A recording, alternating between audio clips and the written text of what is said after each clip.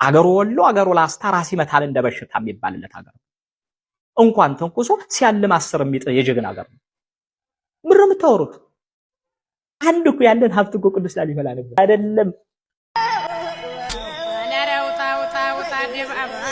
ይህንን ቪዲዮ በጣም ያናደዳል፣ ግን ለማንኛውም ስሜቴን ተቆጣጠሬ ለማየት ሞክሬያለሁ። ቅዱስ ላሊበላንና አሚናን ወይም እነዚህን የሚለምኑትን ሰዎች ምን አገናኛቸው? የታሪክና የፖለቲካ ሳይንስ ተመራማሪዎች ምሁራኖች ምን ይላሉ? እንደዚህ አይነቱን ስራ እነዚህ ልጆች የሰሩትን አይነት ስራ ሂስቶሪካል ሪቪዥኒዝም ይባላል። ታሪክን መከለስ፣ ሆን ብሎ ማበላሸት፣ አቅዶ የነበረውን እንዳልነበር ያልነበረውን እንደነበር አድርጎ ማጠልሸትና ማበላሸት፣ ለአዲሱ ትውልድ የተበላሸውን መስጠት ማለት ነው።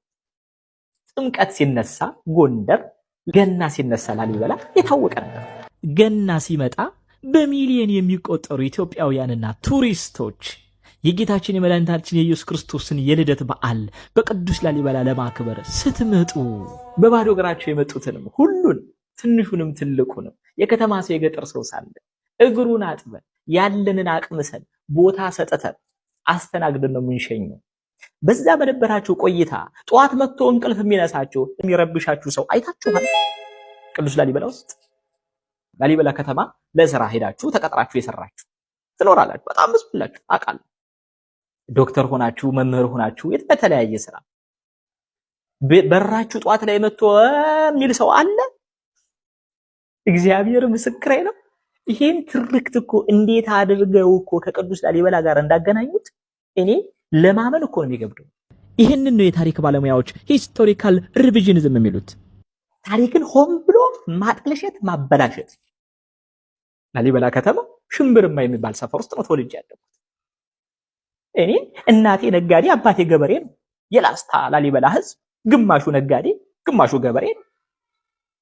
ላስታ ቅዱስ ላሊበላ መጥቶ ተሳልሞ የላስታ ላሊበላን ማር እንኳን ይዞ የማይመለስ የለም። የማር ሀገር የቅቤ ሀገር ነው። ገበሬ ነን። የምን አባትህ ልመና ነው አመተህ የለጠፍክብን?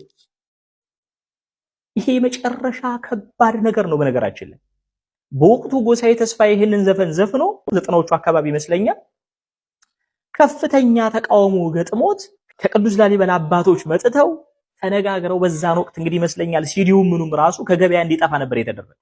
ተስማምተው ጎሳዬም ይቅርታ እንደጠየቀ ሰምቻለሁ በወቅቱ። ወዲህ ጀግንነት ሲነሳ የነራስ ኃይሉ የነራስ ደስ ያገር ነው። የነ ጀነራል አሳምነው ጽጌነ ጀነራል ተፈራ ማሞ ሀገር ነው ላስታ።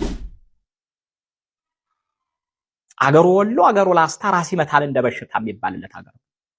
እንኳን ተንኩሶ ሲያልም 10 የሚጥ የጀግና ሀገር ነው። ምን ነው የምታወሩት?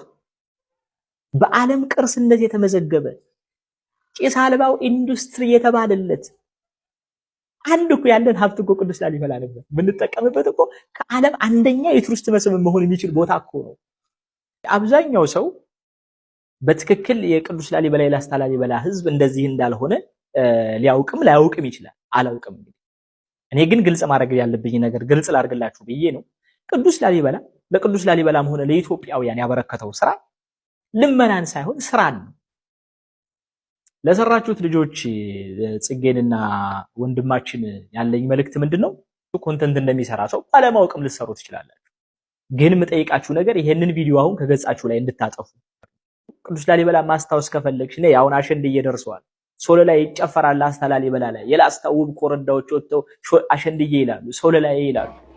የቅዱስና የንጉሱ ልደት ቅዱስ ላሊበላ ታኅሳስ 29 ይከበራል። ነይና ክብሪ፣ ታሪክሽን ወጡ፣ ላሊበላን እዩ፣ ህዝቡን ነይና እዩ። የሊቃውንት ሀገር የምሁራኖች መፍለቂያ ነው። በፍጹም የላስታ ላሊበላን ህዝብ የሚወክል አይደለም። አመሰግናለሁ።